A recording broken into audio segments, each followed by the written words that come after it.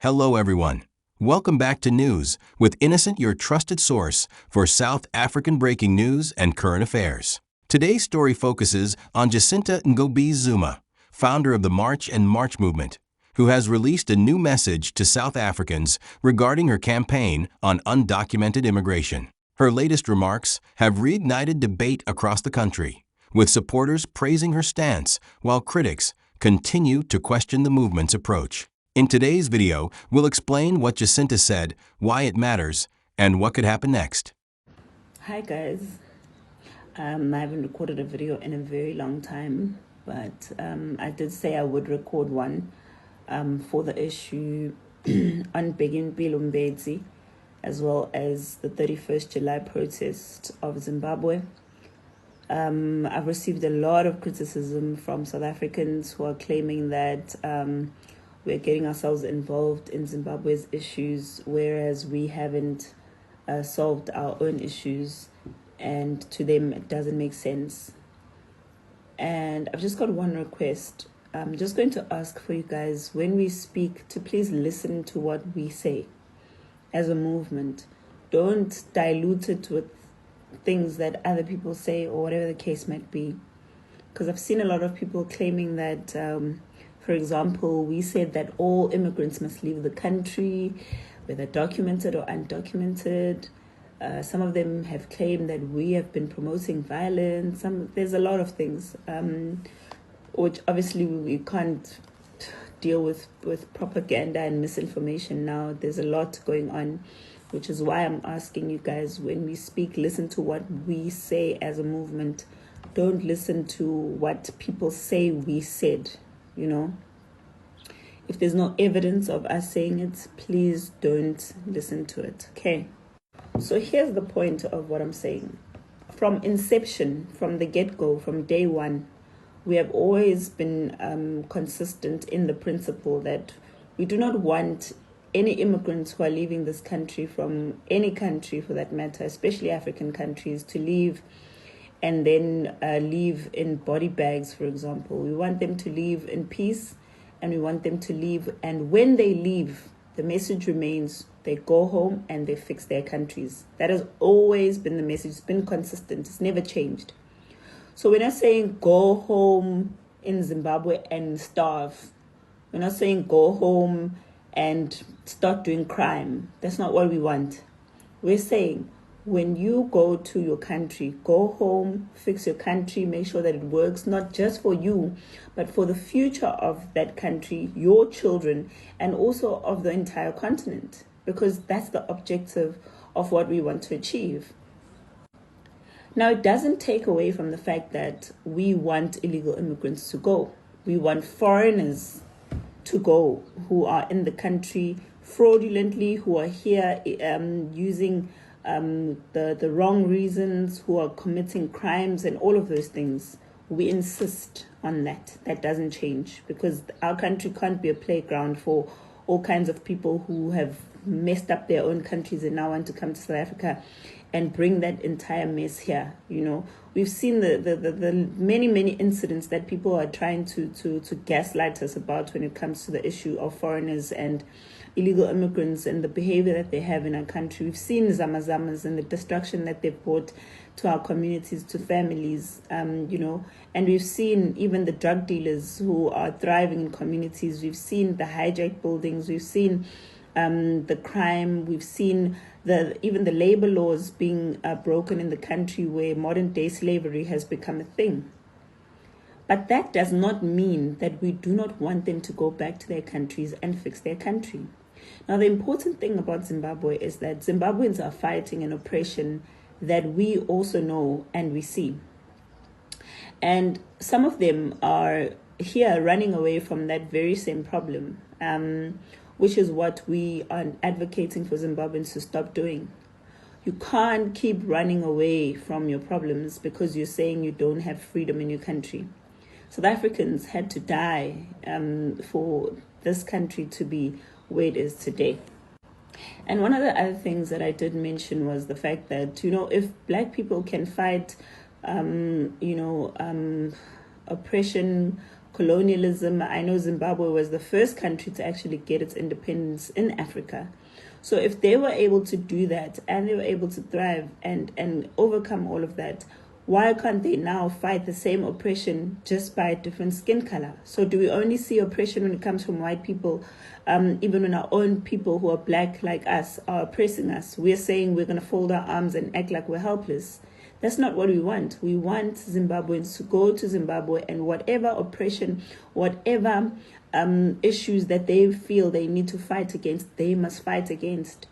We are saying that our only role is to support. We can't go to Zimbabwe and fight for Zimbabweans, but we want Zimbabweans to fight whatever it is that they feel they need to fight, and we have to offer them protection. Now, if they feel that they don't have protection from their own government, and that includes them being persecuted or abused in any manner, then we need to step up as brothers and sisters. That is what it means to be a brother and sister.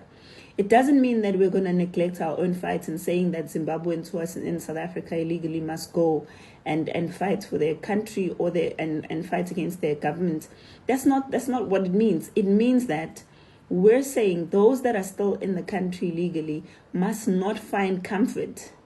They must go back and face whatever demons that they're facing, instead of letting those who are in Zimbabwe fight alone, because it doesn't make sense. Unless Zimbabweans come together and unite and fight whatever issues that they face, whatever oppression that they face, they're never going to win the fight.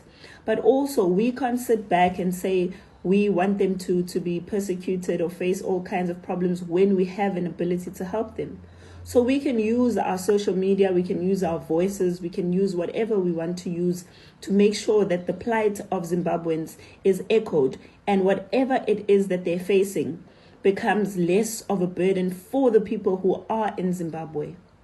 And that is why I'm standing up right now and I'm saying that the government of Zimbabwe must free Jacinta Ngobese, because that man is one of the bravest people that I know. He stood there when everyone was busy criticizing South Africa and saying, no, South Africans are this and that. He stood firm and said that South Africans are not doing anything wrong. They're protecting their country.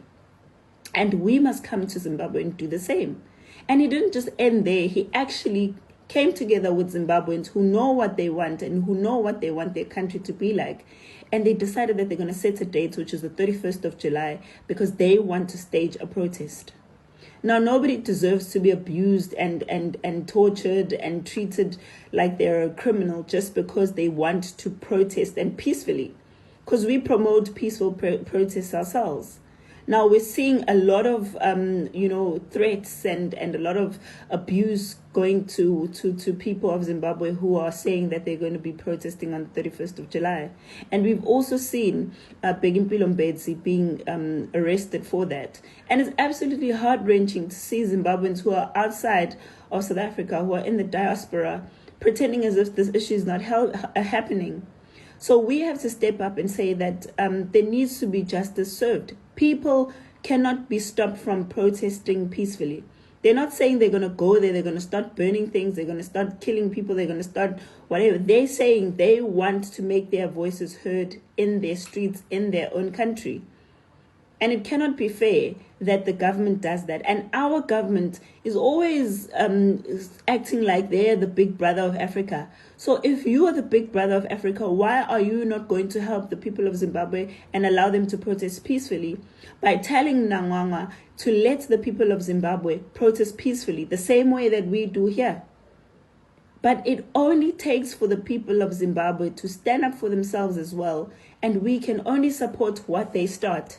Because we cannot start something for you and then be at the forefront of it, because you are the ones that know what problems we face. And we are 100% willing to support, because we want Africa to work for all the people in Africa. We only just don't want South Africa to be bearing a burden of countries that it shouldn't be bearing. And I also saw that there's a lot of other Zimbabweans who are criticizing us and saying that we are not going to get involved in their stories. Why are we getting involved in their things and their issues, etc.? And I only have one thing to say.